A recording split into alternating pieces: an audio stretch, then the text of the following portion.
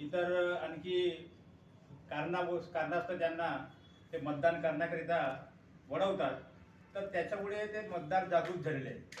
लाडकी बहीण असो किंवा इतर जे काही त्यांचे निवडणुकीचे फंडे असतील, तर ते फंडे सर्व आज जनमानसाला माहीत झालेले आहेत. शिक्षण घेणाऱ्या विद्यार्थ्यांना माहीत झालेलं शिकल्या आणि फुले, शाहू, आंबेडकर, बिरसा विचाराच्या लोकांना सर्व समजून येत आहे. आणि SC, ST, OBC आणि अदर मायनॉरिटी या लोकांवरती ज्या प्रकारे अन्याय होत आहे, त्याच्यामुळे त्यांना असं वाटते का कुठेतरी यांना सत्यामध्ये माज आलेल्या लोकांना त्यांची जागा दाखवायची. त्याच्यामुळे पर्यायी म्हणून हा तिसरा फ्रंट एक त्यांच्याकडे खूप मोठा आम्ही ऑप्शन देत आहे की त्यांनी जर विचार केला खरोखरच तर इथं पक्षाचे नाही, नेत्याचे नाही, जनतेचा विजय होईल. आणि जे जनतेचे विजय आज बुट्टीबोरीमध्ये झालेले आहे, ते प्रयोग आम्ही यशस्वी करून दाखवला आहे. त्याचे आज बुट्टीबोरीचे पडसाद नागपूरमध्ये सुद्धा उमटू शकतात. पिसे साहेब आमच्यासोबत आहे, इतर सर्व रुंदी गाडे साहेब आहेत, मधुकरजी उईके साहेब आहेत आणि इतर सर्वच 17 मुस्लिम समुदायाचे ते सुद्धा जोडलेले आहेत. कारण की सर्वांचे विचार हे लोकशाही वाचवण्याकरिता आहे, संविधान वाचवण्याकरिता आहे ना, या क्षेत्रात या नागपूर जिल्ह्याचा विकास झाला पाहिजे याच्याकरिता आहे. आणि त्याच्यासाठी आम्ही सातत्याने या क्षेत्रामध्ये प्रयोग करत आहोत आणि आम्ही लढा सुद्धा उभारलेला आहे. आणि प्रत्येक वेळेस आम्ही या इथल्या समस्यांना घेऊन, अडचणींना घेऊन, शिक्षणाचे असो, बेरोजगारीचे असो, लोकांच्या जनहिताचे असो, नालीचे असो, विजाचे असो, रस्त्याचे असो, जे काही अडचणी असेल, झोपडपट्टी विधारकांचे प्रश्न असो, ते सर्व प्रश्न सोडवण्याकरिता आम्ही पाठपुरावा कलेक्टर ऑफिस असो किंवा इतर जे वरिष्ठ पदाधिकारी आहेत त्यांच्यापर्यंत आम्ही आतापर्यंत केलेलाच आहे. आणि सत्तेमध्ये जर भागीदारी केली तर खरोखरच आम्ही त्यांना त्यांचे न्याय मिळवून देऊ एवढी आपण आपल्याला गवाही देतो. रिपब्लिकन लोकशाही मोर्चा हा फक्त महानगरपालिकेपुरताच मर्यादित राहणार आहे की समोर जिल्हा परिषद व पंचायत समिती सुद्धा लढणार आहे सोबत? नाही, आम्ही तर आता हे एक जो आमचा जो फ्रंट झालेला आहे, हा जो गट निर्माण केलेला आहे आम्ही, हा ज्या इथून सनावे जिल्हा परिषद मध्ये सुद्धा पुढे नेणार आहोत. आणि जिल्हा परिषद मध्ये सुद्धा आमच्याकडे पूर्वीपासूनच तयारी चालू आहे जिल्हा परिषद, कारण की आधी सुरुवात झाली होती जिल्हा परिषदची.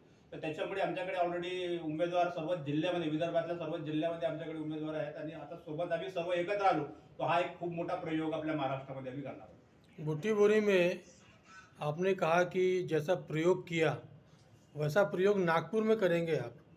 बुट्टीबोरी और नागपुर में ज़मीन आसमान का फ़र्क है, पहले बात। दूसरी बात कि वहाँ पर आपको कांग्रेस ने बहुत सपोर्ट किया, भले ही सामने ना आकर के। ऐसा कहा जा रहा है कि कांग्रेस ने बहुत सपोर्ट किया। यहाँ पर चित्र विचित्र है, इस पर आप कैसे देखते हैं? देखिए, आज जो मतदाता है, इन समीकरणों को समझता है कि किसके साथ में जाना चाहिए, किसके साथ में नहीं जाना चाहिए। इसलिए हमको उनको बताने की जरूरत नहीं है।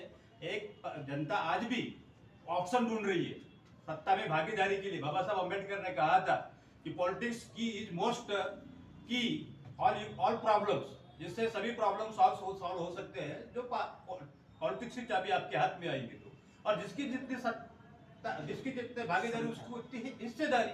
तो आज ये हिस्सेदारी के हिसाब से जो आज SC है, ST है, OBC है, अदर माइनॉरिटी जो जुड़ा हुआ है, ये आपके सामने बहुत बड़ा पर्याय है, ऑप्शन है। आप जो भी आप सोचते होंगे कि इस प्रकार का ट्राई करने के बाद में सफल होंगे नहीं होंगे, लेकिन हमें पूरी जो हम आपण महानगरपालिकेतील जनतेला काय आवाहन कराल, कशा प्रकारे त्यांना वोटिंग करता आवाहन करणार?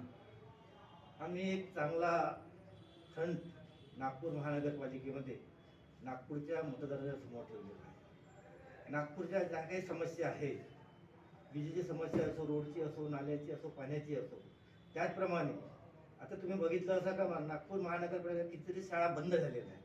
आमचा हा सुद्धा विचार राहील की तुम्ही मराठी शाळा जर बंद होत असेल तर त्याच ठिकाणी तुम्हाला इंग्रजीच्या माध्यमाच्या शाळा सुरू करता येईल. आणि गरीब जो समाज आहे, जो शिकू शकत नाही इंग्रजीमध्ये, त्यांना सुद्धा आम्ही एक पर्याय सुद्धा आम्ही उपलब्ध करून देण्याचा प्रयत्न करत आहोत. सेकंडली, एक चांगला उपाय आम्ही लोकांच्या समोर ठेवत आहे याच्यासाठी की तुम्ही बघितलं असं का जिकडे तिकडे आजकाल जो भ्रष्टाचार वाढलेला आहे, लोकांना एक सांगायचं, लोकांना म्हणायचं का पण वंशवाद तुम्ही चालवत आहे आणि स्वतः वंशवाद चालवता, स्वतःचं घराणेशाही वापरता. इथं आमचा जो फ्रंट बनला आहे तो कुठल्याही घराणेशाही नाही आहे. सगळे आपापल्या पद्धतीने व्यक्तिगत रित्या सगळे लोक भांडत आहे.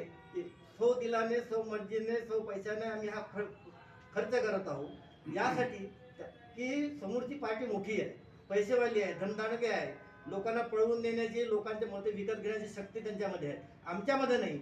आम्ही लोकांना हा प्रकार देत आहोत की गरीब आहे पण कोण आहे, कार्यकर्ता आहे, जमिनीवरचा कार्यकर्ता आहे. जमिनीवरच्या कार्यकर्त्याला तुम्ही निवडून द्या.